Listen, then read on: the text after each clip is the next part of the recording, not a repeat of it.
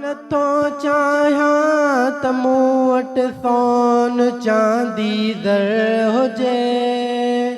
मां नथो चाहियां त मूं वटि सोन चांदी दर हुजे। तो घुरां तोखां त मदनी तुंहिंजे दर अॻियां मुंहिंजो घर हुजे।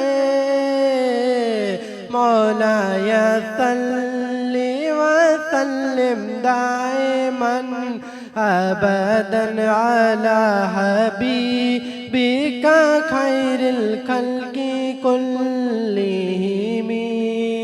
सभई गॾिजी पढ़ायो।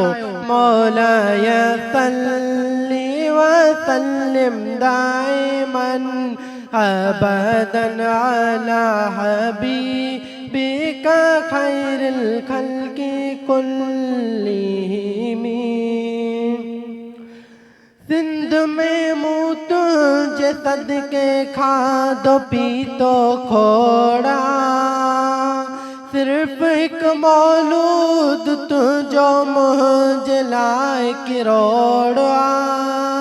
गंजा ब्या काने कबाजे तो जड़ो गोहर हुजे।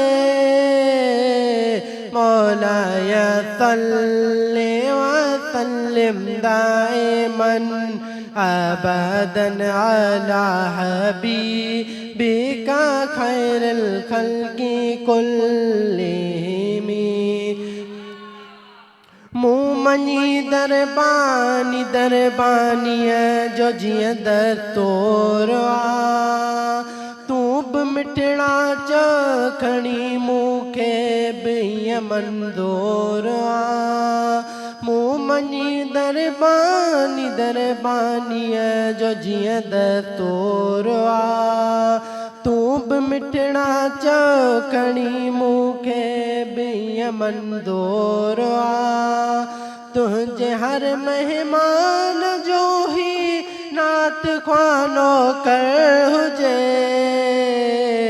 मौलाया सल्ली वसल्लिम दाइमन अबदन अला हबीबिका खैरिल खल्क़ि कुल्लिहिम।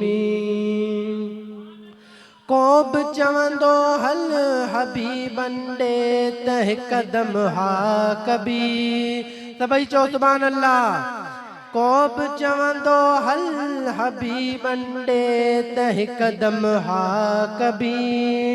जंहिं मिले जॻह मदीने में दमे हड़ छा कबी। जंहिं मिले जॻह मदीने में दमे हड़ छा कबी। आओ बचड़न सूद मन मूं ॾे बि को आडर अचे।